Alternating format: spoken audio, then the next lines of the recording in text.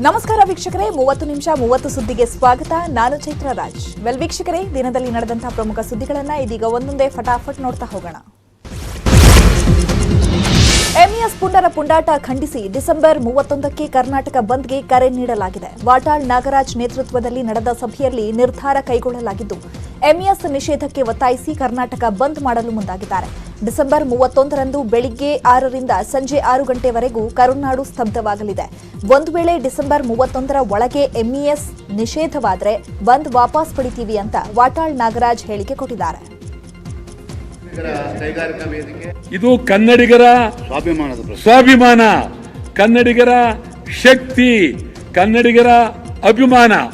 ಆವತ್ತು ಕರ್ನಾಟಕ ಬಂದ್, ಕರ್ನಾಟಕ ಬಂದ್, ಕರ್ನಾಟಕ ಬಂದ್, ಕರ್ನಾಟಕ. ಒಂದು ರೀತಿ ಸ್ವಾಭಿಮಾನದ ಪ್ರಶ್ನೆ. ಯಾಕೆಂತ ಹೇಳಿದ್ರೆ ಇಂಥ ಸಂದರ್ಭದಲ್ಲಿ ನಾವು ಹೊಸ ವರ್ಷ ನಮ್ಮ ಮನೆಗೆ ಬೆಂಕಿ ಬಿದ್ದಿದೆ, ಇದನ್ನ ಯಾರು ಯೋಚನೆ ಮಾಡಬಾರ್ದು. ದಯವಿಟ್ಟು ನಮ್ಮ ಜೊತೆ ನಿಲ್ಲಬೇಕು. ಇನ್ನು ಕನ್ನಡಪರ ಸಂಘಟನೆಗಳು ಕರೆ ಕೊಟ್ಟಿರೋ ಕರ್ನಾಟಕ ಬಂದ್ಗೆ ಹಲವು ಸಂಘಟನೆಗಳು ಸಾಥ್ ನೀಡಿವೆ. Lorry traders union, taxi, auto ಸಂಘಟನೆಗಳು ಕರ್ನಾಟಕ ಬಂದ್ಗೆ ಸಂಪೂರ್ಣ ಬೆಂಬಲ ಸೂಚಿಸಿದೆ. ಹಾಗೆಯೇ ಬೀದಿ ಬದಿ ವ್ಯಾಪಾರಿಗಳ ಸಂಘ ಸಹ ಬಂದ್ಗೆ ಬೆಂಬಲವನ್ನು ವ್ಯಕ್ತಪಡಿಸಿದೆ. ಕನ್ನಡ ನೆಲ, ಜಲ, ಭಾಷೆ, ಸಂಸ್ಕೃತಿಗೆ ಧಕ್ಕೆ ಬಂದಾಗ ನಾವು ಕನ್ನಡಿಗೋಸ್ಕರ ನಾವು ಹೋರಾಟವನ್ನು ಮಾಡಬೇಕಾಗತ್ತೆ. ಅದರಿಂದ ಕರ್ನಾಟಕ ರಾಜ್ಯದಂತ ಎಲ್ಲ ಬೀದಿ ಬದಿ ವ್ಯಾಪಾರಿಗಳು ಕರ್ನಾಟಕ ಬಂದನ್ನ ಎಲ್ಲ ಸಂಘಟನೆ ಮುಖಂಡರು ಕರೆದ್ರಿಂದ ಆ ದಿವಸ ನಾವು ಸಹಿತ ಕರ್ನಾಟಕ ರಾಜ್ಯಾದ್ಯಂತ ಎಲ್ಲ ಬೀದಿ ಬದಿ ವ್ಯಾಪಾರಿಗಳು ಸಂಪೂರ್ಣವಾಗಿ ಬಂದ್ ಮಾಡಿ ನಾವು ಯಶಸ್ವಿಗೊಳಿಸಬೇಕು. ಏಕೆಂದರೆ ನೆಲ, ಜಲ. ಇನ್ನು ಕರ್ನಾಟಕ ಬಂದ್ಗೆ ಕರವೇ ನಾರಾಯಣಗೌಡ, ಹೋಟೆಲ್ ಮಾಲೀಕರ ಸಂಘ ಹಾಗೂ ಮಾಲ್ ಅಸೋಸಿಯೇಷನ್ ಸಾಥ್ ನೀಡಿಲ್ಲ. ಈ ಬಗ್ಗೆ ಪ್ರತಿಕ್ರಿಯೆ ನೀಡಿದ ನಾರಾಯಣಗೌಡ, ಎಂಇಎಸ್ ವಿರುದ್ಧದ ನಮ್ಮ ಹೋರಾಟ ಮುಂದುವರಿಯುತ್ತೆ, ಆದರೆ ಬಂದ್ಗೆ ಬೆಂಬಲಿಸಲ್ಲ ಅಂತ ಹೇಳಿದ್ದಾರೆ. 31ರ ಬೆಂಬಲಿಗೆ ಕರ್ನಾಟಕ ರಕ್ಷಣಾ ವೇದಿಕೆ ಯಾವುದೇ ತೀರ್ಮಾನವನ್ನು ತಗೊಂಡಿಲ್ಲ. ಯಾಕೆಂದರೆ ಎಲ್ಲ ಸಂದರ್ಭದಲ್ಲೂ ಬಂದು ಚಳುವಳಿಯ ಮಾನದಂಡ ಅಲ್ಲ. ಕರ್ನಾಟಕ ರಕ್ಷಣಾ ವೇದಿಕೆ ಭಾರೀ ಬಂದ್ಗಳಿಂದ ದೂರ ಉಳಿದಂಥದ್ದು. ಯಾಕೆಂದರೆ ಇವತ್ತು ಕೋಟ್ಯಾಂತರ ರೂಪಾಯಿ ಒಂದು ಬಂದ್ ಆಗೋದ್ರಿಂದ ರಾಜ್ಯ ಸರ್ಕಾರದ ಮೇಲೆ ಕೋಟ್ಯಾಂತರ ರೂಪಾಯಿದು ಒಂದು ಹೊರೆ ಒತ್ತಡ ಬೀಳುತ್ತೆ. ಇದು ಒಂದು ಕಡೆ ಆದರೆ, ಬಂದನ್ನು ಮಾಡಬೇಕು ಅನ್ನುವಾಗ ಭಾರಿ ದೂರದೃಷ್ಟಿ ಇರಬೇಕು, ದೂರದ ಆಲೋಚನೆಗಳಿರಬೇಕು, ನಷ್ಟ ಕಷ್ಟಗಳ ಆಲೋಚನೆಗಳು ಇರಬೇಕು. ಇನ್ನು ಎಂಇಎಸ್ ಪುಂಡರ ಗಲಭೆ ಬಗ್ಗೆ ದೆಹಲಿಯಲ್ಲಿ ಕೇಂದ್ರ ಸಚಿವ ಪ್ರಹ್ಲಾದ್ ಜೋಶಿ ಪ್ರತಿಕ್ರಿಯೆ ನೀಡಿದ್ದಾರೆ. ರಾಯಣ್ಣನ ಪ್ರತಿಮೆ ಧ್ವಂಸಗೊಳಿಸಿರುವುದು ಖಂಡನೀಯ. ಕೃತ್ಯ ಎಸಗಿದವರ ಮೇಲೆ ಕಾನೂನು ಕ್ರಮ ಜರುಗಿಸಬೇಕು. ಅಲ್ಲದೆ ಶಿವಾಜಿ ಪ್ರತಿಮೆಗೆ ಮಸಿ ಬಳದಿದ್ದು ಕೂಡ ಖಂಡನೀಯ. ಮಹಾನ್ ನಾಯಕರ ವಿರುದ್ಧ ಈ ರೀತಿಯ ಕೃತ್ಯ ಎಸಗಬಾರದು. ಅಲ್ಲದೆ ಎಂಇಎಸ್ ರಾಜಕೀಯ ಪಕ್ಷವಾಗಿ ನೋಂದಣಿಯಾಗಿದೆ. ಹೀಗಾಗಿ ಕಾನೂನಾತ್ಮಕವಾಗಿ ನಿಷೇಧ ಮಾಡುವ ಬಗ್ಗೆ ಪರಿಶೀಲನೆ ನಡೆಸಿ ಅಂತಿಮ ನಿರ್ಧಾರ ಕೈಗೊಳ್ಳುತ್ತೀವಿ ಅಂತ ಹೇಳಿದ್ದಾರೆ. ಬಿಜೆಪಿ ಕಾಂಗ್ರೆಸ್ ಅಂತ ನಾನು ಮಾತನಾಡಲಿಕ್ಕೆ ನಾನು ಬಯಸೋದಿಲ್ಲ. ಯಾರು ಸಂಗೊಳ್ಳಿ ರಾಯಣ್ಣನ ಪುತ್ಥಳಿಗೆ ಅಪಮಾನ ಮಾಡಿದ್ದಾರೆ, ಸಂಗೊಳ್ಳಿ ರಾಯಣ್ಣ ಪುತ್ಥಳಿ ಭಗ್ನಗೊಳಿಸುವ ಪ್ರಯತ್ನ ಮಾಡಿದ್ದಾರೆ, ಅದು ಅತ್ಯಂತ ಖಂಡನೀಯ. ಈ ರೀತಿ ಮಾಡಿದಂಥ ಸಮಾಜ ವಿದ್ರೋಹಿ ಶಕ್ತಿಗಳನ್ನು ಅತ್ಯಂತ ಕಟ್ಟುನಿಟ್ಟಾಗಿ ಅವ್ರ ಮೇಲೆ ಕ್ರಮ ಕೈಗೊಳ್ಳಬೇಕು, ಕಠಿಣವಾದ ಕ್ರಮ ಕೈಗೊಳ್ಳಬೇಕು. ಅವರಿಗೆ ಮತ್ತೊಮ್ಮೆ ಈ ರೀತಿ ಮಾಡಬಾರದು ಯಾರು ಅನ್ನೋ ರೀತಿಯಲ್ಲಿ ಆ ರೀತಿ ಕ್ರಮ. ಅದೇ ರೀತಿ ಶಿವಾಜಿ ಅಲ್ಲಿ ಎಂಇಎಸ್ ಪುಂಡಾಟ, ಇಲ್ಲಿ ಕನ್ನಡಿಗರ ಆಕ್ರೋಶ. ಮಹಾರಾಷ್ಟ್ರ ಕರ್ನಾಟಕ ನಡುವೆ ಬಸ್ ಸಂಚಾರ ಸ್ಥಗಿತಗೊಂಡಿರೋದ್ರಿಂದ ಪ್ರಯಾಣಿಕರು ಪರದಾಡುತ್ತಿದ್ದಾರೆ. ಆಸ್ಪತ್ರೆಗೆಂದು ತೆರಳಿದ್ದ ವೃದ್ಧೆ ಬಸ್ ಇಲ್ಲದೆ ಪರದಾಡಿದ್ದಾರೆ. ಯಾವುದೇ ವಾಹನವೂ ಸಿಗದೆ ಅರ್ಧ ಕಿಲೋಮೀಟರ್ ನಡ್ಕೊಂಡೇ ಹೋಗಿದ್ದಾರೆ. ರಾಜಕಾರಣಿಗಳಿಗೆ ಪ್ರಯಾಣಿಕರು ಹಿಡಿಶಾಪ ಹಾಕ್ತಾ ಇದ್ದು, ನಿಮ್ಮ ರಾಜಕೀಯಕ್ಕಾಗಿ ನಮ್ಗ್ಯಾಕೆ ಶಿಕ್ಷೆ ಕೊಡ್ತೀರಾ ಅಂತ ಗಡಿ ಪ್ರಯಾಣಿಕರು ಆಕ್ರೋಶವನ್ನ ವ್ಯಕ್ತಪಡಿಸುತ್ತಿದ್ದಾರೆ. ಕರ್ನಾಟಕದವ್ರು ಈ ಕಡೆ ಹೋಗಂಗಿಲ್ಲ, ಏನ್ ತಿಂತಾರ ಹೊಟ್ಟಿಗಿದೆ. ಇದೆಲ್ಲ ರಾಜಕೀಯ ಸರ್ಕಾರ, ಜಾರಕಿಹೊಳದಾಗಲಿ ಲಕ್ಷ್ಮೀ ಹೆಬ್ಬಾಳ್ಕರ್ ಆಗಲಿ ಯಾರ್ದು ಇಲ್ಲ. ಈ ಮಹಾರಾಷ್ಟ್ರ ಇವರೇ ಬೆಂಕಿ ಹಚ್ಚವ್ರು. ಇವ್ರಿಗೆ ಏನಾರು ಅನ್ಯಾಯ ಏನಾರು ಇತ್ತಂದ್ರೆ ನಮ್ಮಂತವ್ರು ನೋಡ್ಬೇಕ್ರಿ. ಇಲ್ಲಿ ಸ್ವಲ್ಪ ನಾಚಿಕೆ ಮಾನ ಮರ್ಯಾದೆ ಎಲ್ಲ ಬಿಟ್ಟಾಕುತ್ತಾರ್ರಿ ಇವ್ರು. ಬಡವ್ರನ್ನ ಈಗ ಕ್ಯಾನ್ಸರ್ ಹಾಸ್ಪಿಟ್ಲಿಗೆ ಹೋಗ್ಬೇಕ್ರಿ ನಾವು. ಪಾಪುಲ್ ಅಡ್ಮಿಟ್ ಮಾಡಿದವ್ರಲ್ಲಿ ಮನುಷ್ಯತ್ವ ಅನ್ನೋದು ಐತಿಲ್ರಿ ಅವ್ರಿಗೆ. ಯಾರ್ಯಾರು ಏನು ಮಾಡಂಗಿಲ್ಲ ಸರ್, ಎಲ್ಲ ರಾಜಕೀಯ ವ್ಯಕ್ತಿ ಇವರೇ ಕೈವಾಡ ಮತ್ತೆ ಯಾರು. ರಾಜ್ಯದಲ್ಲಿ ಮತಾಂತರ ನಿಷೇಧ ಕಾಯ್ದೆ ಜಾರಿಗೊಳಿಸಲೇಬೇಕು ಅಂತ ಕಮಲ ನಾಯಕರು ಪಟ್ಟು ಹಿಡಿದಿದ್ದಾರೆ. ಈ ಬಗ್ಗೆ ಮಾತನಾಡಿದ ಸಚಿವ ಆರ್ ಅಶೋಕ್, ರಾಜ್ಯದಲ್ಲಿ ನಡೀತಾ ಇರೋ ಮತಾಂತರಕ್ಕೆ ಕಡಿವಾಣ ಹಾಕಲೇಬೇಕು. ಇದಕ್ಕಾಗಿಯೇ ಮತಾಂತರ ನಿಷೇಧ ಮಸೂದೆ ತರ್ತಿದ್ದೇವೆ. ಲವ್ ಜಿಹಾದ್ಗೆ ಬೆಂಬಲಿಸುವಂತೆ ಕಾಂಗ್ರೆಸ್ ನಡೆದುಕೊಳ್ತಾ ಇದೆ. ನಾವು ಮತಾಂತರ ಬಿಲ್ ಪಾಸ್ ಮಾಡಿಯೇ ಮಾಡ್ತೇವೆ ಅಂತ ಹೇಳಿದ್ರು. ಇದಕ್ಕೆ ಧ್ವನಿಗೂಡಿಸಿದ ಬಸನಗೌಡ ಪಾಟೀಲ್ ಯತ್ನಾಳ್, ಈಗಿನ ದಿನಗಳಲ್ಲಿ ಮತಾಂತರ ನಿಷೇಧ ಕಾನೂನು ಅಗತ್ಯವಿದೆ ಅಂತ ಹೇಳಿದ್ರು. ಇನ್ನೊಂದು ಧರ್ಮದವ್ರನ್ನ ಹೋಗಿ ಕಾಸು ಕೊಟ್ಟು ಹಸು ಕೊಡ್ತೀನಿ ಅನ್ನೋದು, ಕಾಸು ಕೊಡ್ತೀನಿ ಅನ್ನೋದು, ಹಾಸ್ಪಿಟಲ್ ಚಾರ್ಜ್ ಕೊಡ್ತೀನಿ ಅನ್ನೋದು, ಮದುವೆ ಮಾಡಿಸ್ತೀನಿ ಅಂತ ಹೇಳೋದು, ಈ ಥರ ಆಮಿಷಗಳನ್ನು ಕೊಟ್ಟು ಆಮಿಷದ ಬಲಾತ್ಕಾರದ ಮತಾಂತರ ಇದೆಯಲ್ಲ, ಅದು ಒಳ್ಳೆಯದಲ್ಲ. ಭಾರತಾಗಿ ಉಳಿಬೇಕಾದ್ರೆ ಮತಾಂತರ ನಿಷೇಧ ಕಾನೂನು ಭಾಳ ಅವಶ್ಯ ಇದೆ. ಇವರಿಂದ ಭಾರತ ಮತ್ತು ಹಿಂದೂಗಳು ಉಳಿಬೇಕಾದ್ರೆ ಮತಾಂತರ ಕಾನೂನು ಈ ದೇಶಕ್ಕೆ ಅವಶ್ಯಕತೆ ಇದೆ, ಈ ರಾಜ್ಯಕ್ಕೆ ಅವಶ್ಯಕತೆ ಇದೆ. ಅವ್ಯಾಹತವಾಗಿ ಇವತ್ತು ಮತಾಂತರ ಆಗ್ತಾ ಇದೆ, ಲವ್ ಜಿಹಾದ್ ಆಗ್ತಾ ಇದೆ. ಇದಕ್ಕೆಲ್ಲ ಮತಾಂತರ ನಿಷೇಧ ಮಸೂದೆಗೆ ವಿಪಕ್ಷ ನಾಯಕರು ಕೆರಳಿ ಕೆಂಡವಾಗಿದ್ದಾರೆ. ಬೆಳಗಾವಿಯಲ್ಲಿ ಮಾತನಾಡಿದ ಕೆಪಿಸಿಸಿ ಅಧ್ಯಕ್ಷ ಡಿಕೆ ಶಿವಕುಮಾರ್, ಸ್ಪೀಕರ್ ಕಾಗೇರಿ ವಿರುದ್ಧ ವಾಗ್ದಾಳಿ ನಡೆಸಿದರು. ಬಿಜೆಪಿ ಏಜೆಂಟ್ ರೀತಿ ಸ್ಪೀಕರ್ ಮಾಡ್ತಿದ್ದಾರೆ. ಒಂದು ವರ್ಗವನ್ನ ಓಲೈಸುವ ಕೆಲಸ ಆಗ್ತಾ ಇದೆ. ನೊಂದ ಜನರಿಗೆ ಸೌಲಭ್ಯ ಕೊಟ್ರೆ ಮತಾಂತರ ಪ್ರಶ್ನೆಯೇ ಇರಲ್ಲ ಅಂತ ಕಿಡಿಕಾರಿದ್ರು. ಇದಕ್ಕೆ ಧ್ವನಿಗೂಡಿಸಿದ ಸಿದ್ದರಾಮಯ್ಯ, ಕಾಯ್ದೆಯನ್ನ ಕಳ್ಳರ ಹಾಗೆ ಜಾರಿಗೆ ತರಲು ಯತ್ನಿಸ್ತಾ ಇದ್ದಾರೆ. ಕಾಯ್ದೆಯ ವಿರುದ್ಧ ಸದನದ ಒಳಗೆ ಹೊರಗೆ ಹೋರಾಟ ಮಾಡ್ತೀವಿ ಅಂತ ಹೇಳಿದ್ರು.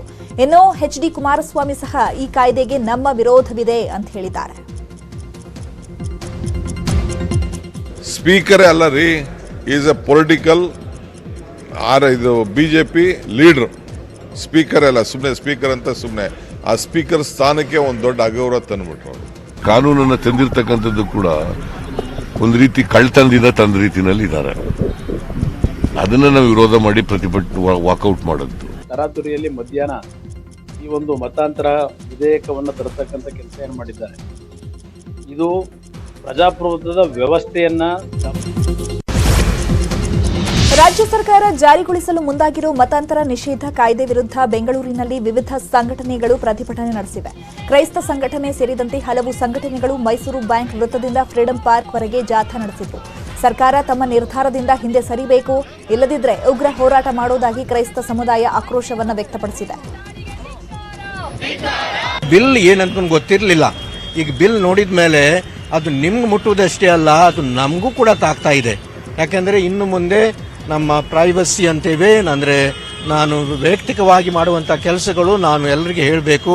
ಎರಡನೇದಾಗಿ ಮದುವೆ ಆಗಲಿಕ್ಕೆ ಕೂಡ ಕಲಾಪದಲ್ಲಿ ಇಂದು ಮತಾಂತರ ನಿಷೇಧ ಮಹಾ ಸಮರವೇ ನಡೆಯುತ್ತೆ ಅಂತ ಹೇಳಲಾಗ್ತಾ ಇತ್ತು. ಆದರೆ ನಾಳೆಗೆ ಮತಾಂತರ ವಿಷಯವನ್ನ ಮುಂದೂಡಲಾಗಿದೆ. ಸಿದ್ದರಾಮಯ್ಯ ಕುಮಾರಸ್ವಾಮಿ ಮನವಿಗೆ ಸ್ಪೀಕರ್ ಅನುಮತಿ ನೀಡಿದ್ದು ಉತ್ತರ ಕರ್ನಾಟಕ ಭಾಗದ ಸಮಸ್ಯೆಗಳ ಬಗ್ಗೆ ಚರ್ಚೆ ನಡೆಸಿದ್ದಾರೆ. ಕೃಷ್ಣಾ ಜಲ ವಿವಾದ ಪ್ರಸ್ತಾಪಿಸಿದ ಮಾಜಿ ಸಿಎಂ ಕುಮಾರಸ್ವಾಮಿ ಸರ್ಕಾರಕ್ಕೆ ಪ್ರಶ್ನೆಗಳ ಸುರಿಮಳೆಗೈದಿದ್ದಾರೆ. ಇನ್ನು ಮತಾಂತರ ನಿಷೇಧ ಕಾಯ್ದೆ ಜಾರಿಗೊಳಿಸುವ ಬಗ್ಗೆ ಮೈಸೂರಿನ ಕ್ರೈಸ್ತ ಧರ್ಮಾಧಿಕಾರಿ ಡಾಕ್ಟರ್ ಕೆ ವಿಲಿಯಂ ಪ್ರತಿಕ್ರಿಯೆ ನೀಡಿದ್ದಾರೆ. ಮತಾಂತರ ನಿಷೇಧ ಕಾಯ್ದೆಯಿಂದ ನಮಗೆ ಯಾವುದೇ ಭಯ ಇಲ್ಲ.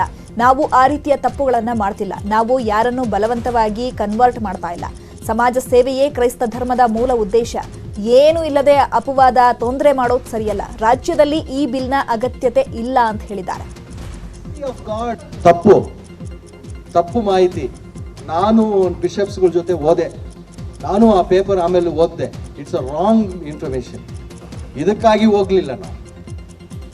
We never went for this particular purpose. ಕನಿಷ್ಠ ವೇತನ ನೀಡುವಂತೆ ಆಗ್ರಹಿಸಿ ಬಿಸಿಯೂಟ ಸಿಬ್ಬಂದಿ ಪ್ರತಿಭಟನೆ ನಡೆಸಿದರು. ಬೆಳಗಾವಿಯ ಸುವರ್ಣ ಗಾರ್ಡನ್ನಲ್ಲಿ ಸಾವಿರಾರು ಬಿಸಿಯೂಟ ಸಿಬ್ಬಂದಿ ಧರಣಿ ನಡೆಸಿದರು. ಕನಿಷ್ಠ 12,000 ವೇತನ ನೀಡುವಂತೆ ಒತ್ತಾಯಿಸಿದರು. ಇನ್ನು ದೈಹಿಕ ಶಿಕ್ಷಕರ ಸಹ ಪ್ರತಿಭಟನೆಯನ್ನ ನಡೆಸಿದರು. ಸರ್ಕಾರಿ ಶಾಲೆಗಳಲ್ಲಿ 4,000 ದೈಹಿಕ ಶಿಕ್ಷಕರ ನೇಮಕಾತಿ ಮಾಡಬೇಕು. ನೇರ ನೇಮಕಾತಿ ಮೂಲಕ ಸಮಾನ ವೇತನ ನೀಡಬೇಕು ಅಂತ ಒತ್ತಾಯಿಸಿದರು. ಬಿಜೆಪಿಯಲ್ಲಿ ಇಬ್ಬರು ಪ್ರಬಲ ಸಮುದಾಯದ ನಾಯಕರ ನಡುವೆಯೇ ಪ್ರತಿಷ್ಠೆಯ ಕದನ ಶುರುವಾಗಿದೆ. ಸಚಿವ ನಿರಾಣಿ ಮತ್ತು ಯತ್ನಾಳ್ ನಡುವೆ ಸಿಎಂ ಬದಲಾವಣೆ ವಿಚಾರಕ್ಕೆ ಮನಸ್ತಾಪ ಶುರುವಾಗಿದೆ. ನಿರಾಣಿ ಯಾವುದೇ ಕಾರಣಕ್ಕೂ ಸಿಎಂ ಆಗಬಾರದು ಅಂತ ಯತ್ನಾಳ್ ವಾಗ್ದಾಳಿ ನಡೆಸಿದ್ದಾರೆ. ಇಬ್ಬರೂ ನಾಯಕರ ಸಂಧಾನಕ್ಕೆ ಸಚಿವ ಈಶ್ವರಪ್ಪ ಯತ್ನಿಸಿದ್ದು ಅದು ವಿಫಲವಾಗಿದೆ. ಈ ಬಗ್ಗೆ ಮಾತನಾಡಿದ ಬಸನಗೌಡ ಪಾಟೀಲ್ ಯತ್ನಾಳ್, ಸಚಿವ ಮುರುಗೇಶ್ ನಿರಾಣಿ ಸಿಎಂ ಆಗೋದಿಲ್ಲ. ಸಚಿವ ಈಶ್ವರಪ್ಪ ಹೇಳಿರುವ ಭವಿಷ್ಯ ಸುಳ್ಳಾಗತ್ತೆ. ಹಣ ಹೆಂಡ ಇಟ್ಕೊಂಡು ಸ್ಥಾನ ಖರೀದಿ ಮಾಡೋಕ್ಕಾಗಲ್ಲ. ಆ ರೀತಿಯ ಸಂಸ್ಕೃತಿ ಬಿಜೆಪಿಯಲ್ಲಿ ಇಲ್ಲ. ಬೊಮ್ಮಾಯಿ ಅವರೇ ಸಿಎಂ ಆಗಿ ಮುಂದುವರಿತಾರೆ ಅಂತ ಟಾಂಗ್ ಅನ್ನು ಕೊಟ್ಟಿದ್ದಾರೆ. ಭಾರತದಲ್ಲಿ ಒಮೈಕ್ರಾನ್ ಸೋಂಕಿನ ಸುನಾಮಿಯೇ ಏಳೋ ಮುನ್ಸೂಚನೆ ಸಿಗ್ತಾ ಇದೆ. 1-2ರಂತೆ ಶುರುವಾದ ಸೋಂಕಿನ ಸಂಖ್ಯೆ 15 ರಾಜ್ಯಗಳಿಗೆ ಆವರಿಸಿದೆ.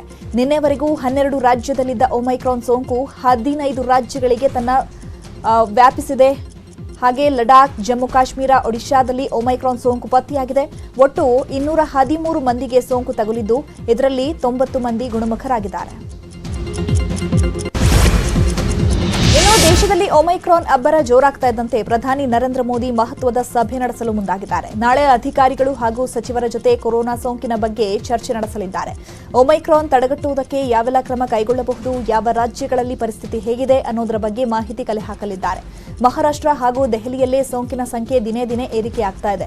ದೆಹಲಿಯಲ್ಲಿ 57 ಪ್ರಕರಣಗಳು ದಾಖಲಾಗಿದ್ರೆ ಮಹಾರಾಷ್ಟ್ರದಲ್ಲಿ 54 ಕೇಸ್ ಪತ್ತೆಯಾಗಿದೆ. ಒಮೈಕ್ರಾನ್ ಸೋಂಕು ಪತ್ತೆಯಾದ ಕೆಲವೇ ದಿನಗಳಲ್ಲಿ 200ರ ಗಡಿ ದಾಟಿರೋದ್ರಿಂದ ಆತಂಕ ವ್ಯಕ್ತಪಡಿಸಲಾಗ್ತಾ ಇದೆ. ದೇಶದಲ್ಲಿ ಒಮೈಕ್ರಾನ್ ಸೋಂಕಿನ ಅಬ್ಬರ ದಿನೇ ದಿನೇ ಹೆಚ್ಚಾಗ್ತಾ ಇದ್ದಂತೆ ಕೇಂದ್ರ ಸರ್ಕಾರ ಎಲ್ಲಾ ರಾಜ್ಯಗಳಿಗೂ ಎಚ್ಚರಿಕೆಯ ಸಂದೇಶ ರವಾನಿಸಿದೆ. ಡೆಲ್ಟಾಗಿಂತ 3 ಪಟ್ಟು ವೇಗದಲ್ಲಿ ಒಮೈಕ್ರಾನ್ ಸೋಂಕು ಹರಡುತ್ತೆ. ಆದಷ್ಟು ಬೇಗ ಕಠಿಣ ಕ್ರಮಗಳನ್ನು ಜಾರಿಗೊಳಿಸಿ ಅಂತ ಎಲ್ಲಾ ರಾಜ್ಯಗಳಿಗೆ ಪತ್ರದ ಮೂಲಕ ಸೂಚನೆಯನ್ನ ರವಾನಿಸಲಾಗಿದೆ. ನೈಟ್ ಕರ್ಫ್ಯೂ ಜೊತೆಗೆ ಜನಸಂದಣಿ ಸೇರದಂತೆ ಕ್ರಮವಹಿಸಿ, ಸಮಾರಂಭ, ಮದುವೆ, ಅಂತ್ಯಕ್ರಿಯೆಗೆ ಜನರ ಮಿತಿ ಹೇರಿ, ಖಾಸಗಿ ಸರ್ಕಾರಿ ಕಚೇರಿಗಳಲ್ಲೂ ಸಿಬ್ಬಂದಿಗೆ ಮಿತಿ ಹಾಕಿ, ಆಸ್ಪತ್ರೆಗಳಲ್ಲಿ ಐಸಿಯು ಬೆಡ್, ಆಕ್ಸಿಜನ್ ಪ್ರಮಾಣ ಹೆಚ್ಚಿಸೋದರ ಜೊತೆಗೆ ಮನೆ ಮನೆ ಲಸಿಕೆ ಅಭಿಯಾನಕ್ಕೆ ಚುರುಕು ಮುಟ್ಟಿಸುವಂತೆ ಕೇಂದ್ರ ಆರೋಗ್ಯ ಸಚಿವಾಲಯ ಪತ್ರ ಬರೆದಿದೆ. ಹೀಗಾಗಿ ವಿಧಾನಸಭೆ ಕಲಾಪ ಮುಗಿತಾ ಇದ್ದಂತೆ ನೈಟ್ ಕರ್ಫ್ಯೂ ಮತ್ತೆ ಜಾರಿಯಾಗುತ್ತಾ ಅನ್ನೋ ಪ್ರಶ್ನೆ ಎದ್ದಿದೆ. ಎಲ್ಲೆಲ್ಲೂ ರಣಕೇಕೆ ಹಾಕ್ತಿರೋ ಹೆಮ್ಮಾರಿ ಒಮೈಕ್ರಾನ್ ಸಮುದಾಯದಲ್ಲಿ ಹರಡಿದ್ಯಾ ಅನ್ನೋ ಭಯ ಕಾಡೋದಕ್ಕೆ ಶುರುವಾಗಿದೆ. ಹೀಗಾಗಿ ಜಿನೋಮ್ ಸೀಕ್ವೆನ್ಸಿಂಗ್ ಸ್ಯಾಂಪಲ್ ಹೆಚ್ಚಳ ಮಾಡುವಂತೆ ತಾಂತ್ರಿಕ ಸಲಹಾ ಸಮಿತಿ ಆರೋಗ್ಯ ಇಲಾಖೆಗೆ ಸಲಹೆ ನೀಡಿದೆ. ರಾಜ್ಯದಲ್ಲಿ ಈವರೆಗೆ 19 ಜನರಲ್ಲಿ ಒಮೈಕ್ರಾನ್ ಪತ್ತೆಯಾಗಿದೆ. ಇದರಲ್ಲಿ 9 ಮಂದಿಗೆ ವಿದೇಶ ಪ್ರಯಾಣದ ಹಿನ್ನೆಲೆಯೇ ಇಲ್ಲ. ಹೀಗಾಗಿ ಒಮೈಕ್ರಾನ್ ಸಮುದಾಯಕ್ಕೆ ಹರಡಿರುವ ಅನುಮಾನ ವ್ಯಕ್ತವಾಗ್ತಾ ಇದೆ. 2 ವಾರಕ್ಕೊಮ್ಮೆ 432 ಸ್ಯಾಂಪಲ್ಗಳನ್ನು ರವಾನಿಸಲು ತಜ್ಞರು ಸಲಹೆ ನೀಡಿದ್ದಾರೆ. ಮುಂದಿನ ತಿಂಗಳ ಅಂತ್ಯಕ್ಕೆ 3ನೇ ಅಲೆ ಅಪ್ಪಳಿಸೋ ಆತಂಕವೂ ಕಾಡ್ತಾ ಇದೆ. ರಾಜ್ಯ ರಾಜಧಾನಿ ಬೆಂಗಳೂರಿಗೆ ವಿದೇಶಿಗರದೇ ದೊಡ್ಡ ಟೆನ್ಷನ್ ಆಗ್ಬಿಟ್ಟಿದೆ. ಯಾಕಂದ್ರೆ ವಿದೇಶದಿಂದ ಬೆಂಗಳೂರಿಗೆ ಬರೋರಿಗೆ ಮೇಲಿಂದ ಮೇಲೆ ಸೋಂಕು ಪತ್ತೆ ಆಗ್ತಾ ಇದೆ. ಇದೀಗ ಲಂಡನ್, ಕುವೈತ್ನಿಂದ ಬಂದ 4ರಲ್ಲಿ ಮತ್ತೆ ಕೊರೋನಾ ಸೋಂಕು ಪತ್ತೆಯಾಗಿದೆ. 2 ಮಹಿಳೆಯರು, 2 ಪುರುಷರಿಗೆ ಪಾಸಿಟಿವ್ ಬಂದಿದ್ದು ಸೋಂಕಿತರನ್ನ ಬೌರಿಂಗ್ ಆಸ್ಪತ್ರೆಯಲ್ಲಿ ಐಸೋಲೇಷನ್ ಮಾಡಲಾಗಿದೆ. ಅಲ್ಲದೆ ಸೋಂಕಿತರ ಸ್ಯಾಂಪಲ್ ಜಿನೋಮ್ ಸೀಕ್ವೆನ್ಸಿಂಗ್ಗೆ ರವಾನೆ ಮಾಡಿದ್ದಾರೆ. ಒಮೈಕ್ರಾನ್ ಸೋಂಕು ಅಬ್ಬರಿಸುವುದಕ್ಕೆ ಶುರು ಮಾಡ್ತಾ ಇದ್ದಂತೆ ಬಿಬಿಎಂಪಿ ಅಧಿಕಾರಿಗಳು ಫುಲ್ ಅಲರ್ಟ್ ಆಗಿದ್ದಾರೆ. ಕೆಂಪೇಗೌಡ ಅಂತಾರಾಷ್ಟ್ರೀಯ ವಿಮಾನ ನಿಲ್ದಾಣದ ಸುತ್ತಮುತ್ತ ಹದ್ದಿನ ಕಣ್ಣಿಡಲು ಮುಂದಾಗಿದೆ. ದೇವನಹಳ್ಳಿ ಏರ್ಪೋರ್ಟ್ ಸುತ್ತಮುತ್ತ ಇರುವಂತಹ ಹೋಟೆಲ್, ಲಾಡ್ಜ್, ರೆಸಾರ್ಟ್ಗಳ ಮಾಹಿತಿಯನ್ನು ಕಲೆ ಹಾಕಲು ಪಾಲಿಕೆ ನಿರ್ಧಾರ ಮಾಡಿದೆ. ಒಂದು ವೇಳೆ ಬೆಂಗಳೂರಲ್ಲಿ ಸೋಂಕಿನ ಸಂಖ್ಯೆ ಹೆಚ್ಚಾದಲ್ಲಿ ನಗರದ ಬದಲು ಏರ್ಪೋರ್ಟ್ ಸುತ್ತಮುತ್ತಲೇ ಸೋಂಕಿತರನ್ನ ಕ್ವಾರಂಟೈನ್ ಮಾಡಲು ಪ್ಲಾನ್ ಮಾಡಿದೆ. ಹೀಗಾಗಿ ಈಗಿನಿಂದಲೇ ಮಾಹಿತಿ ಕಲೆ ಹಾಕಲು ಅಧಿಕಾರಿಗಳು ಮುಂದಾಗಿದ್ದಾರೆ. ಕೋಲಾರದ ದೇವರಾಜು ಅರಸು ಮೆಡಿಕಲ್ ಕಾಲೇಜಿನಲ್ಲಿ ಕೊರೋನಾ ಸ್ಫೋಟವಾಗಿದೆ. 8 ವಿದ್ಯಾರ್ಥಿಗಳಿಗೆ ಕೊರೋನಾ ಸೋಂಕು ತಗುಲಿರೋದು ದೃಢಪಟ್ಟಿದೆ. ಕೇರಳದಿಂದ ನರ್ಸಿಂಗ್ ವಿದ್ಯಾರ್ಥಿಗಳು ಆಗಮಿಸಿದ ಹಿನ್ನೆಲೆ 60ಕ್ಕೂ ಹೆಚ್ಚು ವಿದ್ಯಾರ್ಥಿಗಳಿಗೆ ಆರ್ಟಿಪಿಸಿಆರ್ ಟೆಸ್ಟ್ ಮಾಡಲಾಗಿತ್ತು. ಇದೀಗ ಎಲ್ಲರ ವರದಿ ಬಂದಿದ್ದು 8 ವಿದ್ಯಾರ್ಥಿಗಳಿಗೆ ಸೋಂಕು ತಗುಲಿದೆ. ಸೋಂಕಿತ ವಿದ್ಯಾರ್ಥಿಗಳಲ್ಲಿದ್ದ ಹಾಸ್ಟೆಲ್ ಸೀಲ್ ಡೌನ್ ಮಾಡಲಾಗಿದೆ. ಅಲ್ಲದೆ ಸೋಂಕಿತರ ಮಾದರಿಯನ್ನ ಒಮೈಕ್ರಾನ್ ಪರೀಕ್ಷೆಗೂ ರವಾನಿಸಲಾಗಿದೆ. ಮೈಸೂರು ತಾಲೂಕಿನ ಕಾಳಿಸಿದ್ದನಹುಂಡಿ ಗ್ರಾಮದಲ್ಲಿ ಕುರಿ ಕಳ್ಳತನಕ್ಕೆ ಬಂದವರಿಗೆ ಊರಿನ ಜನರೇ ಧರ್ಮದೇಟು ಕೊಟ್ಟಿದ್ದಾರೆ. ಸಿನಿಮೀಯ ರೀತಿಯಲ್ಲಿ ಅಟ್ಟಾಡಿಸಿ ಆರೋಪಿಗಳನ್ನು ಹಿಡಿದ ಜನ ಬಿಸಿ ಬಿಸಿ ಕಜ್ಜಾಯ ಕೊಟ್ಟಿದ್ದಾರೆ. ವ್ಯಾನ್ ಒಂದರಲ್ಲಿ ಬಂದಿದ್ದಂತಹ 3ರನ್ನ ಹಿಡಿದು ಪೊಲೀಸರಿಗೆ ಒಪ್ಪಿಸಿದ್ದಾರೆ. Welcome back. ಉಳಿದ ಸುದ್ದಿಗಳನ್ನು ನೋಡೋಣ. ಬೆಂಗಳೂರಿನ ಚಿನ್ನಸ್ವಾಮಿ ಸ್ಟೇಡಿಯಂ ಬಾಂಬ್ ಸ್ಫೋಟ ಕೇಸ್ಗೆ ಮೆಗಾ ಟ್ವಿಸ್ಟ್ ಸಿಕ್ಕಿದೆ. ಆರೋಪಿಗಳನ್ನು ಅಪರಾಧಿಗಳು ಅಂತ ಎನ್ಐಎ ಕೋರ್ಟ್ ಮಹತ್ವದ ಆದೇಶ ಹೊರಡಿಸಿದೆ. ಪ್ರಕರಣದ ಪ್ರಮುಖ 4 ಆರೋಪಿಗಳು ನಾಪತ್ತೆಯಾಗಿದ್ದು 10 ವರ್ಷಗಳಿಂದ ಹುಡುಕಾಟ ನಡೆಸಿದ್ರೂ ಖಾಕಿ ಕೈಗೆ ತಗಲಾಕೊಂಡಿಲ್ಲ.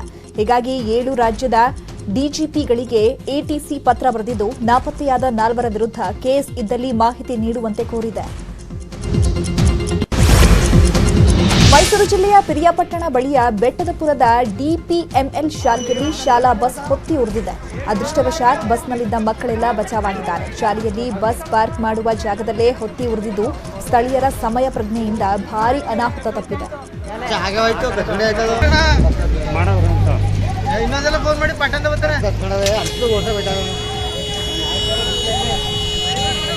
ಇನ್ನು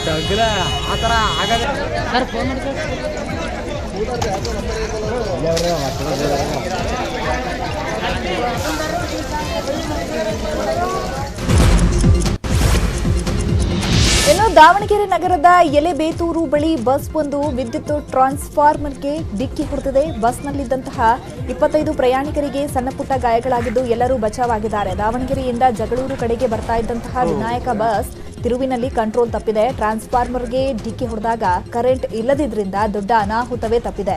ಗಾಯಾಳುಗಳನ್ನು ಜಿಲ್ಲಾಸ್ಪತ್ರೆಗೆ ದಾಖಲಿಸಲಾಗಿದೆ.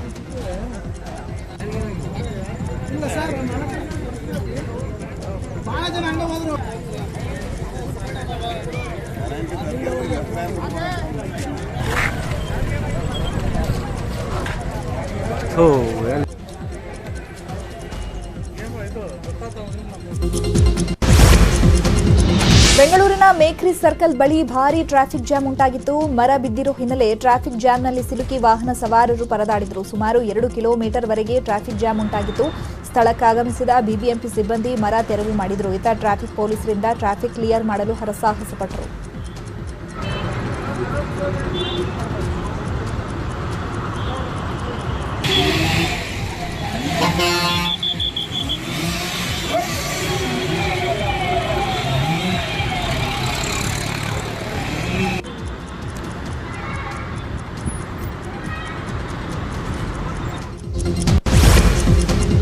ಚಿತ್ರದುರ್ಗ ಜಿಲ್ಲಾಸ್ಪತ್ರೆಯಲ್ಲಿ ರೋಗಿಗಳಿಗೆ ಉಚಿತ ಔಷಧಿಗಳು ಸಿಗ್ತಿಲ್ಲ. ಇದರಿಂದಾಗಿ ಬಡ ರೋಗಿಗಳು ಪರದಾಡ್ತಿದ್ದಾರೆ. ತೀವ್ರ ಅಸ್ವಸ್ಥ ಹಾಗೂ ಅನಾರೋಗ್ಯಕ್ಕೀಡಾದ ರೋಗಿಗಳಿಗೆ ಎನ್ಎಸ್ ಗ್ಲೂಕೋಸ್ ಐವಿ ನೀಡಲಾಗುತ್ತೆ. ಈ ಔಷಧಿ ಕಳೆದ 15 ದಿನಗಳಿಂದ ಜಿಲ್ಲಾಸ್ಪತ್ರೆಯಲ್ಲಿ ಸಿಗ್ತಾ ಇಲ್ಲ.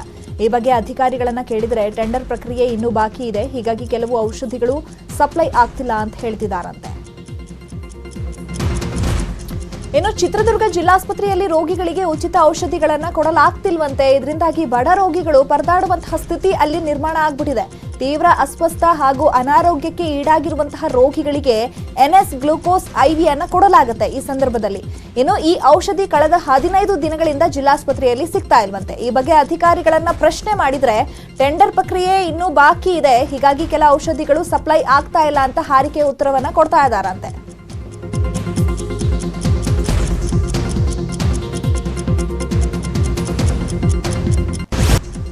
Welcome back. ಉಳಿದ ಸುದ್ದಿಗಳನ್ನ ಇದೀಗ ಒಂದೊಂದೇ ನೋಡ್ತಾ ಹೋಗೋಣ.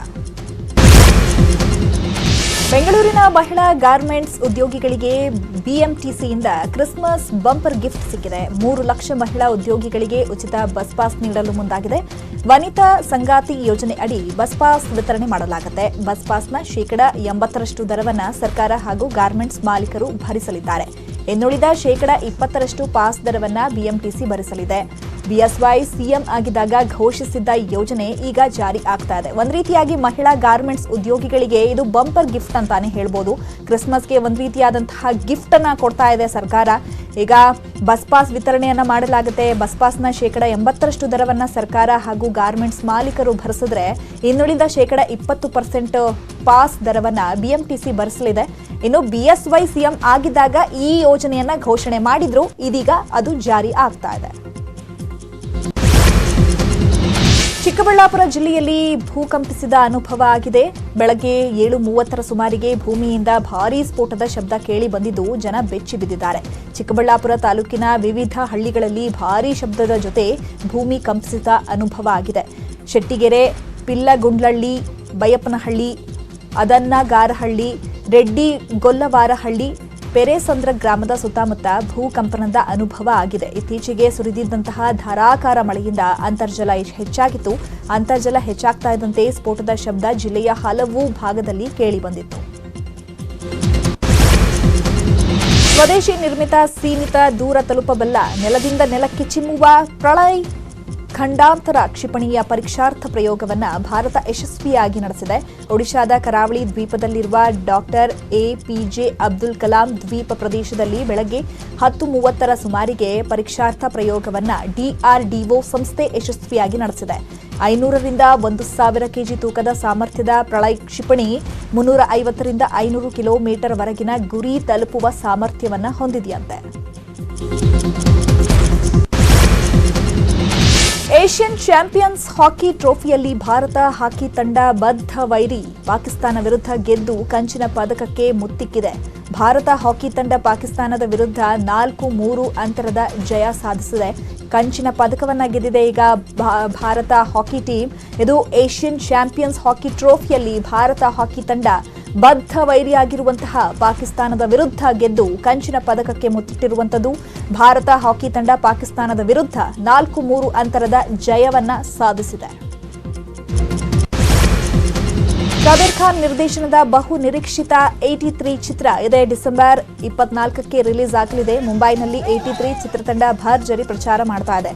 ಕಪಿಲ್ ದೇವ್ ನಾಯಕತ್ವದಲ್ಲಿ ಟೀಮ್ ಇಂಡಿಯಾ ವಿಶ್ವಕಪ್ ಗೆದ್ದ ರೋಚಕ ಕಥೆಯನ್ನ 83 ಚಿತ್ರ ಹೊಂದಿದೆ. ಇನ್ನು 1983 ಅಲ್ಲಿ ವಿಶ್ವಕಪ್ ಗೆದ್ದ ಭಾರತ ತಂಡ ಎಲ್ಲಾ ಸದಸ್ಯರು ಈ ಚಿತ್ರದ ಪ್ರಚಾರದಲ್ಲಿ ಒಟ್ಟಿಗೆ ಕಾಣಿಸಿಕೊಂಡಿದ್ದು ತುಂಬಾ ವಿಶೇಷವಾಗಿದೆ. ಇದೇ ಡಿಸೆಂಬರ್ 24ಕ್ಕೆ ಹಿಂದಿ, ತಮಿಳು, ತೆಲುಗು, ಕನ್ನಡ ಮತ್ತು ಮಲಯಾಳಂ ಭಾಷೆಗಳಲ್ಲಿ 83 ಚಿತ್ರ ತೆರೆ ಕಾಣಲಿದೆ. 83 ಚಿತ್ರದ ಬಗ್ಗೆ ಸಾಕಷ್ಟು ಎಕ್ಸ್ಪೆಕ್ಟೇಷನ್ಸ್ ಕ್ರಿಯೇಟ್ ಆಗ್ತಾ ಇರುವಂಥದ್ದು, ಸಾಕಷ್ಟು ಮಟ್ಟದಲ್ಲಿ ಕೂಡ ಈ ಸಿನಿಮಾ ಹೆಸರು ಮಾಡ್ತಿರುವಂಥದ್ದು. ಇನ್ನು 1983ರಲ್ಲಿ ವಿಶ್ವಕಪ್ ಗೆದ್ದ ಭಾರತ ತಂಡದ ಎಲ್ಲ ಸದಸ್ಯರು ಈ ಪ್ರಚಾರದಲ್ಲಿ ಭಾಗಿಯಾಗಿರುವುದು ವಿಶೇಷವಾಗಿದೆ.